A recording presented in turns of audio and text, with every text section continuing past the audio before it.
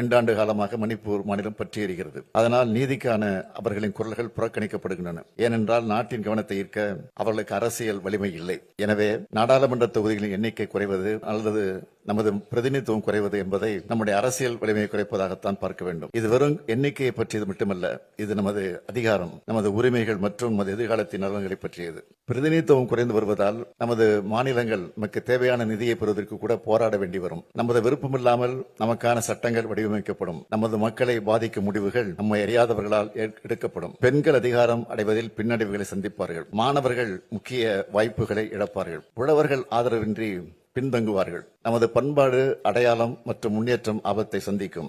காலங்காலமாக நாம் போற்றி பாதுகாத்து வரும் சமூக நீதி பாதிக்கப்படும். குறிப்பாக பட்டியலின பழங்குடி மக்கள் அதிகம் பாதிக்கப்படுவார்கள். தொகுதியில் எண்ணிக்கை குறைத்து அதை அனுமதித்தாலோ அல்லது நமது மாநில பிரதிநிதித்துவத்தை குறைக்க அனுமதித்தாலோ நம் சொந்த நாட்டில் நாமே அரசியல் அதிகாரம் இழந்த குடிமக்களாக மாறும் அபாயம் ஏற்படும். எனவேதான் தொகுதி மறுசீரமைப்பு விவகாரத்தை சாதாரணமாக கருதக்கூடாது என்று சொல்கிறேன்.